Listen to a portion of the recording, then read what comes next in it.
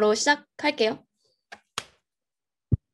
안녕하세요. 저는 지금부터 발표를 하게 될 백엔드 3기 조연입니다. 제가 맡은 주제는 포워드 프록시 대 리버스 프록시 대 로드 밸런서인데요. 발표를 준비하면서 포워드 프록시와 리버스 프록시 그리고 로드 밸런서를 구분해서 다루기보다는 큰 주제로서 프록시와 로드 밸런서에 대해서 이야기하는 것이 좀 더 어울릴 것 같다고 생각이 들어서 오늘의 발표는 프록시 그리고 로드 밸런서를 주제로 한번 진행해 보도록 하겠습니다. 아무쪼록 지금부터 시작하겠습니다. 우선 발표 순서는 다음과 같은데요. 먼저 로드 밸런서에 대해서 먼저 이야기하고 로드 밸런서가 무엇이며 네트워크에서 로드 밸런서가 어떤 역할을 하는지에 대해 다루어 볼 것입니다. 다음으로는 프록시에 대해서 본격적으로 이야기해 볼 건데요. 프록시 그리고 프록시 서버란 무엇인지에 대해서 먼저 다루어 보고 프록시를 네트워크에 어떻게 배치하는지 그리고 왜 프록시를 사용하는지에 대해서 이야기해 보려고 합니다. 이제 서버로 요청하는 클라이언트의 수가 늘어나 액세스가 증가할 때 우리는 어떻게 이 문제를 해결할 수 있을까요? 우선 서버의 하드웨어를 고성능으로 바꾸어 해결할 수 있는데요. 이를 스케일업이라고 합니다. 하지만 다수의 사용자가 집중적으로 액세스한다면 아무리 고성능의 기종을 사용한다 해도 서버 한 대로는 따라잡지 못할 수 있는데요. 이때 복수의 서버를 사용하여 처리를 분담할 수 있는데 이러한 방법을 분산 처리라고 합니다. 처리를 분담하는 방식도 여러 가지인데요. 가장 대표적인 방법은 여러 대의 웹서버를 설치하고 한 대가 담당하는 사용자의 수를 줄이는 방법입니다. 이때 부하 분산 장치로서 로드 밸런서를 이용할 수 있습니다. 즉, 로드 밸런싱이란 해야 할 작업을 나누어서 서버의 부하를 분산시키는 것이고 로드 밸런서란 여러 대의 서버가 분산 처리할 수 있도록 요청을 나누어 주는 서비스입니다. 여기서 추가적으로 로드 밸런서가 요청을 분배할 때 판단 근거는 어떤 것들이 있을까요?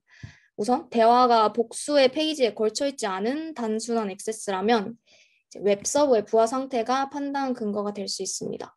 이때 서버의 부하 상태는 시험 패킷과 같은 것을 이용하여 웹서버에 보내서 응답 시간으로 부하를 판단할 수 있고요. 또 다른 근거로는 부하를 조사하지 않고 미리 웹서버의 능력을 설정한 후 비율에 따라 요청을 분배할 수도 있습니다. 결론적으로 특정 웹서버에 부하가 집중되지 않도록 한다는 점은 공통이겠죠. 그 다음은 로드 밸런서의 종류인데요. 종류에는 L2, L3, L4, L7이 있습니다. 우선 슬라이드에 기록하진 않았지만 L2, L3는 각각 맥 주소, IP 주소를 바탕으로 로드 밸런싱 하는 것을 의미합니다. 그리고 L4는 전송 계층에서 로드 밸런싱 하는 것을 이야기하는데요. 제 블로그 주소인 tstory.com, 홍보는 아니고요. 아무튼 이 요청을 담당하는 여러 대의 서버로 로드 밸런서가 요청을 나누어 주는 것을 이야기합니다. 그리고 L7은 응용 계층에서 로드 밸런싱 하는 것을 이야기하는데요. 제 블로그 주소로 또 요청이 들어올 때 카테고리냐 매니지냐에 따라서 담당 서버들로 요청을 나누어 주는 것을 의미합니다. 이제 로드 밸런서는 이쯤에서 마무리하고 다음으로 프록시에 대해서 이야기해 보려고 합니다. 우선 발표 전 프록시는 이제 범용적으로 사용되는 단어인데요. 프록시 패턴, 네트워크에서의 프록시 등등이 있는데 제가 오늘 발표에서 이야기하는 프록시는 모두 네트워크 프록시입니다. 네, 그렇고 일단 다시 이제 프록시라는 단어 자체의 의미는 이제 파파고에서도 나오듯이 대리라는 의미를 가지는데요. 프록시는 이렇게 단어 뜻처럼 웹서버에서 중개자 역할, 즉 무언가의 대리 역할을 하고 있습니다. 프록시는 클라이언트와 서버 사이에 위치해서 그들 간의 HTTP 메시지를 정리하는 대리인처럼 동작하는데요. 즉, 프록시 서버란 서버와 클라이언트 간의 중개 서버로서 통신을 대리 수행하는 역할을 합니다. 프록시는 근데 웹 서버이기도 하고 웹 클라이언트가 되기도 하는데요. 이 말은 프록시 서버는 클라이언트의 대리 역할을 하기도 하고 서버의 대리 역할을 하기도 한다는 뜻입니다. 어떻게 클라이언트와 서버의 대리 역할을 하는지 포워드 프록시와 리버스 프록시의 구조를 통해서 알아보도록 하겠습니다. 포워드 프록시란 클라이언트와 인터넷 사이에 프록시가 위치해서 클라이언트 대신 서버에 요청을 보내주는 역할을 하는 것을 말합니다. 이러한 구조를 통해 얻는 이점은 우선 로컬 네트워크와 인터넷 사이 오가는 트래픽을 제어할 수 있고요. 예를 들어 초등학교와 같은 곳에서 학생들이 부적절한 콘텐츠를 브라우징하는 것을 막기 위해서 이러한 구조를 통해 필터링을 걸 수 있습니다. 이에 대한 이야기는 뒤에서 좀 더 자세히 다뤄보도록 하겠습니다. 그리고 아까 알리가 제게 넘긴 리버스 프록시란 서버와 인터넷 사이에 위치해서 서버의 응답을 대신 클라이언트에게 전달해주는 역할을 합니다. 네트워크의 가장 끝에 있는 웹 서버의 바로 앞에 위치해요. 그래서 웹 서버로 향하는 모든 요청을 처리할 수 있습니다. 또한 웹 서버에 보안 기능을 추가하거나 빠른 웹 서버 캐시를 느린 웹 서버 앞에 놓음으로써 성능을 개선할 수도 있습니다. 이렇듯 프록시는 어떻게 사용하느냐에 따라서 네트워크 어디든 배치할 수 있는데요. 이와 더불어서 프록시 서버가 배치될 수 있는 추가적인 방법에 대해 이야기해 보도록 하겠습니다. 그림은 입구 프록시를 나타내는데요. 포워드 프록시와 유사하게 생겼는데 이는 이제 인터넷 서비스 공급자 접근 지점에 위치해서 특히 고속 접속 사용자들을 위해 다운로드 속도를 개선하고 인터넷 대역폭 비용을 줄이기 위해서 캐시 프록시를 이용해 많이 찾는 요청들을 저장하는 프록시 구조이고요.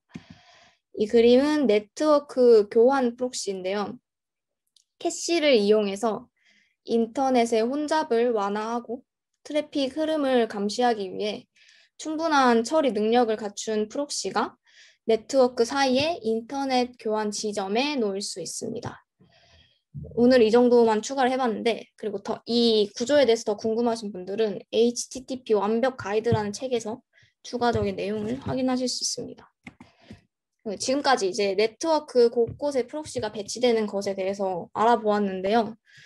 가장 이제 궁금한 질문인 프록시는 도대체 왜 사용하는 것일까요?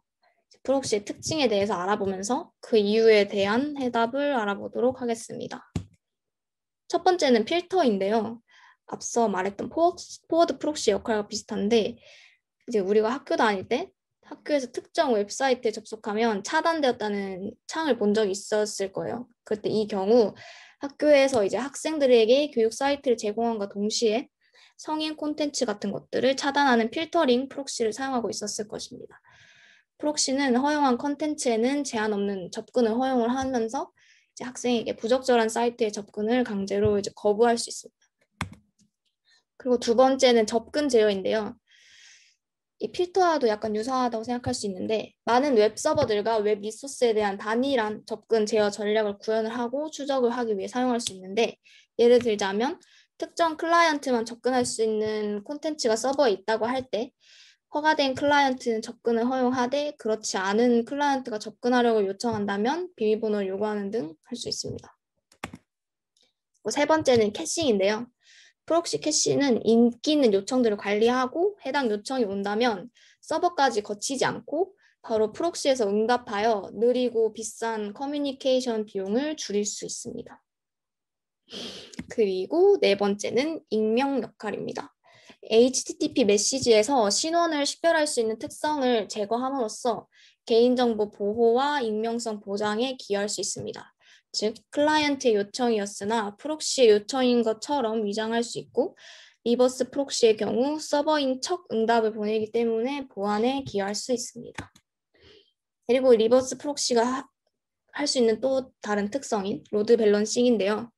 서버가 요청을 나누어 가질 수 있도록 프록시에서 결정할 수 있습니다. 이제 드디어 마지막 장인데요. 오늘의 발표를 요약하고 마무리해 보도록 하겠습니다. 오늘은 이제 로드 밸런서와 프록시에 대해서 다루어 보았는데요. 로드 밸런서는 클라이언트 요청을 분산하여 서버에 나누어 주는 역할을 하고 분배하는 기준에는 서버의 부하 등이 있었죠.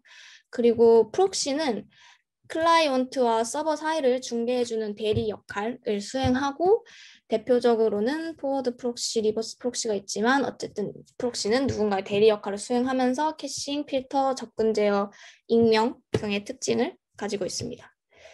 네, 아무튼 이렇게 내용을 요약하면서 오늘의 발표를 마쳐보도록 하겠습니다. 감사합니다.